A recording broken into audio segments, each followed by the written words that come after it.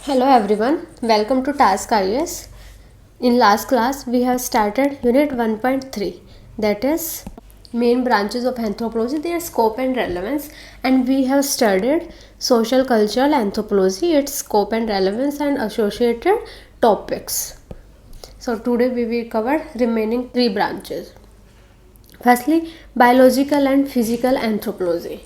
So, physical anthropology study all physical aspects of humans, including their shape, size, anatomy. So, all these features are studied. These definitions and these aspects we have covered in unit 1.1 also, that is scope and relevance of anthropology, but here we are focusing on each branch more specifically.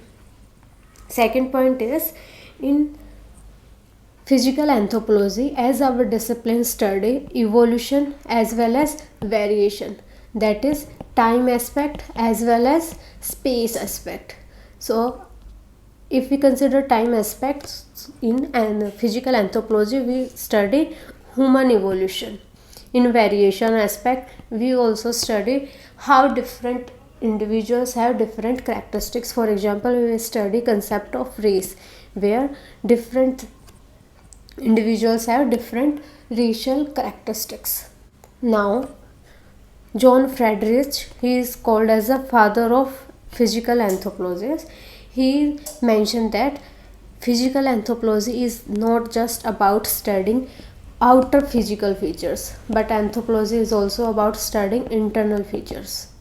Thus, physical anthropology now studies both physical outer experience as well as biological, that is internal, and adds new branches like Mendelian genetics, Hardy-Weinberg law. So as new subtopics emerged, now discipline become more holistic, and now both of these aspects are studied in anthropology. Next, how earlier physical anthropologists and later physical anthropologists are different. When studies started, physical anthropology focused more on studying outer aspects. Outer aspects means like they measure what is skull length, what is limb length, what is nasal index, or what is skin color. So all these aspects which was measured, and some criteria like race criteria was developed. But later on, anthropologists start thinking why different individuals have these different characteristics, then they focus on reason. Now, due to this, internal mechanisms that are occurring inside individual like mutation, evolution, so these processes later emerged, and physical anthropologists now started more analytical studies. So later on, they started making hypotheses that why this factor, for example mutation, has led to evolution or differences in different individuals. Then this performs fieldwork study, and from data then they conclude that this hypothesis was approved or disapproved. Thus they have focused not only on measurement but also on analysis or reasoning aspect. So with time we can say that physical anthropology has progressed. Now relevance. With time, more specific studies were included in physical anthropology like primatology, human biology, etc. So these are mentioned as subtopics in our syllabus. For example, primatology. Why we study primates? Because human being is an animal in order primate. So if we want to study how human has evolved from apes, then we have to study some primate characteristics, then only we can analyze how different features like erect posture, these features emerge, and what is importance of erect posture or bipedalism. So we have to study them in detail. Now human biology. If we are studying about human, then we have to study human biology, every aspect of human, anatomical as well as morphological features. Now, human genetics. Human genetics is that branch of anthropology where we study how inheritance has happened, how gene are basic unit of inheritance. They transfer some characteristics from parents to next generation. So why you and your parents have similar characteristics? All these aspects will be studied in human genetics. We will cover in unit 9. Now, nutrition anthropology. In nutrition, we focus how good nutrition is related to well-being of an individual. Secondly, how nutrition aspect is related to growth and development. Then we will study some specific studies related to growth and development. All these are discussed in unit 9 and 10. When you will cover all these topics in detail, then you can add some 1 or 2 case studies or specific points from those units, so that your answer become more unique, because here I am telling you some structure of these answers. With time, when you know about more about human genetics, you can write some anthropologist name from that unit or any case studies to make your answer more specific. Now, anthropometry.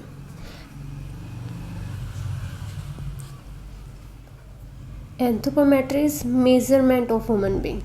If you are measuring something, then it has some applications that it will help in designing equipments specific for an individual. For example, designs for defense or army forces. Secondly, if you are doing measurement, then you can compare how schemes has performed. Secondly, you can study some differences like racial characteristics. Now, second is forensic anthropology. So, forensic anthropology is where you study anthropology knowledge and apply this knowledge in solving crime cases or in identifying unknown individuals who have lost somewhere. So, application of anthropology in law or in justice system, then that branch is called forensic anthropology. In CID, you have seen someone, a doctor who is working as a forensic scientist. Now, ethnology. It is study of human diversities. In ethnology, what we have studied in last class, that we compare societies. Thus, in physical anthropology also, we study and we compare how different individuals are different. For example, race system. Now, medical anthropology. This is newer branch where we utilize both socio-cultural as well as genetic or environmental features to study how health system or disease of an individual can be cured, because different societies have different criteria to determine who is ill and how should be that person shall be cured. So these are specific branches of physical anthropology. Now, next is archaeological anthropology.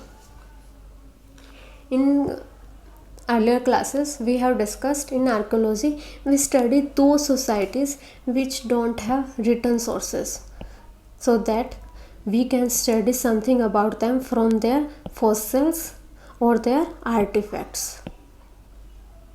So, as other branches, archaeological anthropology is holistic in nature, because here we are studying fossils, that is physical part, and artifacts, that means cultural or social aspect. So here what is the procedure, that firstly digging or excavation will happen, then remains will be studied, analyzed, and then some conclusion regarding how these people were living, how was their lifestyle, what was their livelihood method. These studies help in determining these cultural and social aspects. Now, this branch, what is its relevance? Its relevance is that it helps to trace the origin of human life, from where our origin has started, and firstly how we have started our livelihood, whether we use clothes and what time we have used clothes, and when human beings started cultivating land. These questions can be answered from archaeological anthropology knowledge. These are some cultural questions. Similarly, we can trace biological evolution also, because if we find some fossils, then we can conclude that what is the our sequence of human evolution. Thus, this branch help in physical as well as cultural anthropology both. Thus, we can say that archaeologists are mainly detectives, because they are doing some procedure like digging, excavation, searching something, and here they also use environmental data. How was their environment? If they were all covered by ice, then how human being has survived there, because that time cultivation was not possible. If there were forest all around, then how human being started bipedalism that time, because if forests were there, then how bipedalism was possible. Now, in this sense, archaeology is related to both biological as well as cultural. Another important aspect is that if we trace our history, then human evolution mostly around 99% has been spent in prehistoric past. Thus, it is important to study that time period where we have spent our 99% history. Thus, this branch helps to understand that past. These are three different terms that are frequently used in this branch. Firstly, prehistory. Prehistory is those time period when written sources are not available, or when writing style has not developed. For example, before Harappan time period, or you can consider prehistoric age, etc. Secondly, proto-history. This was also earlier time period of human history. Here writing style was developed, but we are not able to understand what they have written. For example, we have Harappan scripts, but still till now we are not able to understand what they have written. So this is stage of proto-history. In both these stages, written sources are missing, then only cultural remains or fossils can provide knowledge about their cultures and their past. Now, last is civilizations. You can say civilization is a stage of a development of a society when that society has written sources and they have urban life also. So these time period are classified as civilizations. You will study more when you will study unit 2 culture and civilizations. So I have described you these three terms because if you study any book and you frequently find these terms, you may confuse them. Now we have covered archaeological anthropology also. You can summarize that it helps to trace origin of biological as well as cultural aspects, and secondly it also helps to understand what was the environment that time. Secondly, it helps to understand that time period where 99% of human story lies. So now linguistic anthropology. This is the last branch. In linguistic, we study language of all people. I have mentioned all because here all include those communities also which don't have written languages. For example, many tribal societies. So here we include tribal to most developed Western world also. And in introduction, you can also mention what is importance of language, because it is a medium by which human had transferred cultural aspects from one generation to next generation. Secondly, language gives someone identity. Then also it is necessary for our livelihood, because if we can't understand language, then how we can work in offices. Thus it is economic, social, cultural. Language is associated with all aspects. Now, linguistic anthropology has following branches. We are studying language because language is important for many regions. Secondly, in linguistic anthropology, we have defined that it includes study of language of all people. Here, I also want to mention that we are studying here variation as well as evolution, because variation part is all people and evolution part is how language has developed, physical evolution as well as cultural evolution. How language developed in cultural terms means, firstly, some languages are written but some are not. It means some developed languages are written. So this is cultural aspects. And now physical evolution aspect is that how physical aspects of human being help him to enable speak, because language is applicable only for human being, not for other individuals. So what special features human being has, that it developed sub special characteristic like language. Now linguistic anthropology has different branches. Firstly, descriptive or structural linguistic. In this branch we discuss description of languages, means if some sentences are given, then we will focus what is the structure, that is grammatical part here, and what are the rules to write this language. All this will be discussed in descriptive or structural linguistics.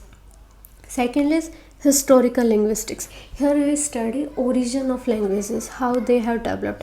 Here we study both physical evolution as well as cultural evolution, because physical evolution has enabled human being to develop language. Now sociocultural linguistic, these branch help us to study variations, how different people have different languages, and how language is used as a one of the medium of culture, because if language is this aspect, then culture is this aspect, how they both influence each other, and how language is used as a tool for culture transmission from one generation to next generation. These will be discussed in social linguistic.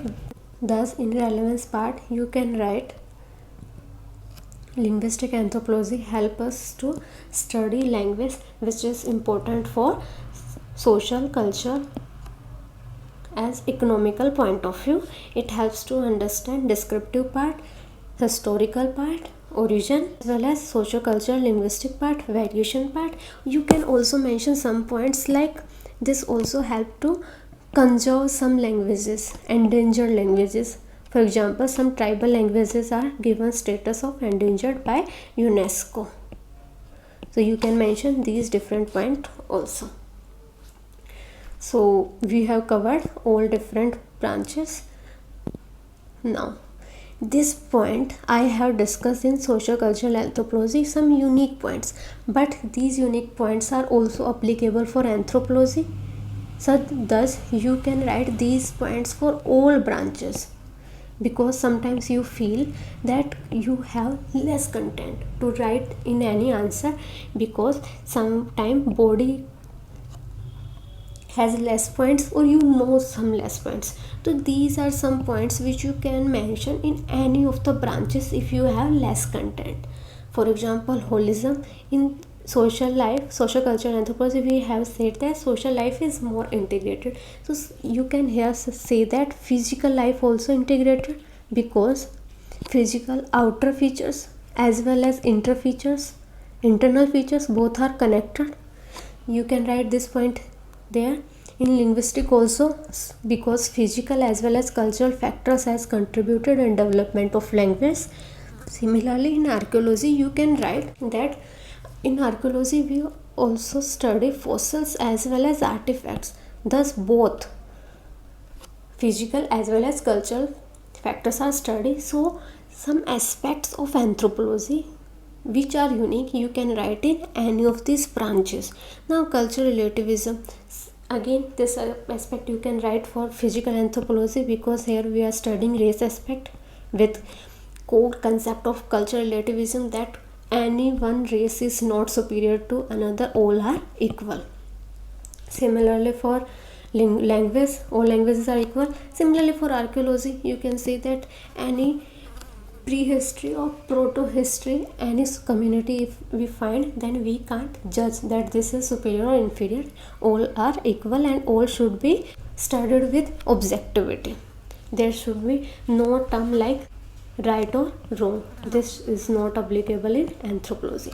Now cross cultural comparison, this comparison we have done in social cultural anthropology. In physical anthropology you can study comparison, because if we study some growth and development, then we have to study a child at 7 years of age, then 10 years of age, then we are studying comparison of his physical features, then comparison has happened there. Similarly in archaeology, if you are studying different cultural features, then you have to compare which one was earlier to find out what is sequence of evolution. Similarly you can say about language, if you want to find out evolutionary sequence of different languages. Now fieldwork, this has core concept of anthropology. In every branch, whether physical or archaeological, they need fieldwork, and here are different techniques for fieldwork, and participant observation is one of them. So you can write these points in earlier 4 branches also, so that you will not feel that you have less content. Now that's all for today. I hope you have enjoyed our lecture. If you have any query and suggestions, then you can comments below, and if you like our lecture, then you can like, share and subscribe to Task IAS.